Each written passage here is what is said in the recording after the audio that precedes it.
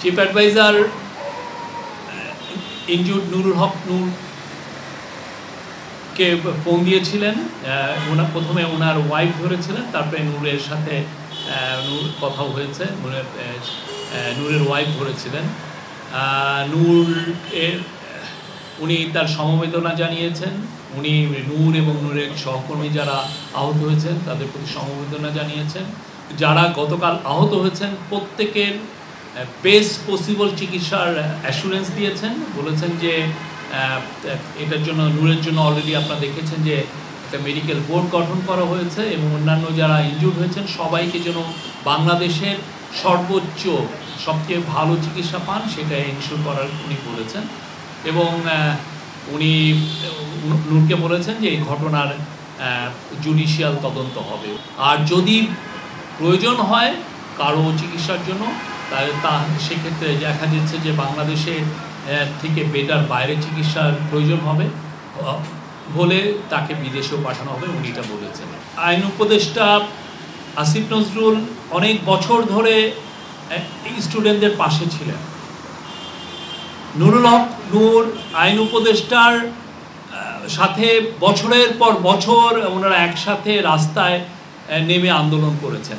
তো উনি তো ওনার পার্সোনাল ক্যাপাসিটিতে তো এটা বলতেই পারেন, কারণ নুরুল হক নূর উনি আইন উপদেষ্টা হওয়ার অনেক আগে উনি ঢাকা ইউনিভার্সিটির সবচেয়ে ভোকাল প্রফেসর ছিলেন এই ফ্যাসিজমের এগেনস্টে। তো সেই সময় নুরুল হক নূর ছিলেন ওনার সহযোদ্ধা। এবং আপনি জানেন নুরুল হক নূর বা স্টুডেন্টের প্রতিটা যখনই কোনো বড় প্রোটেস্ট হয়েছে সেখানে আসিফ নজরুল ছিলেন একজন ইম্পর্টেন্ট একজন ফিচার, উনি ওইখানে ছিলেন, ওনার সবসময় ওনার প্রেজেন্স ছিল।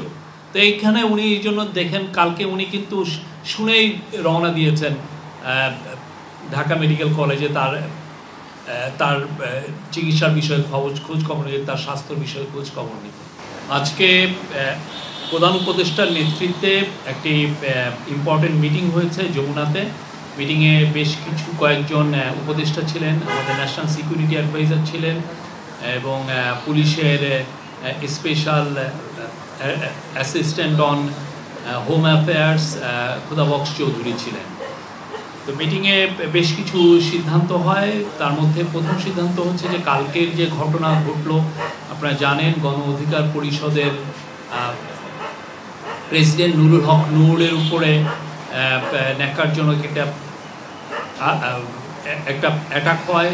উনি অসুস্থ, ওনাকে খুব ঢাকা মেডিকেলে ওনাকে চিকিৎসা হচ্ছেন।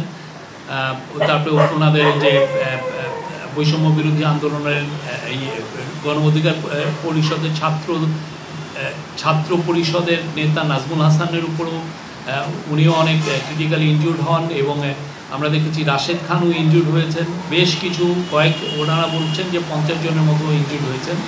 তো এই ঘটনার উপরে একটি জুডিশিয়াল তদন্তের সিদ্ধান্ত হয়েছে এবং এই তদন্ত ইম্পার্শিয়াল জুডিশিয়াল তদন্তটা করবেন হচ্ছে একজন হাইকোর্টের জাস্টিসের নেতৃত্বে এই তদন্ত হবে। এটার টার্মস অফ রেফারেন্স এবং এটা আরও কোনো মেম্বার থাকবে কিনা এটা পরবর্তীতে আপনাদেরকে জানিয়ে দেওয়া হবে।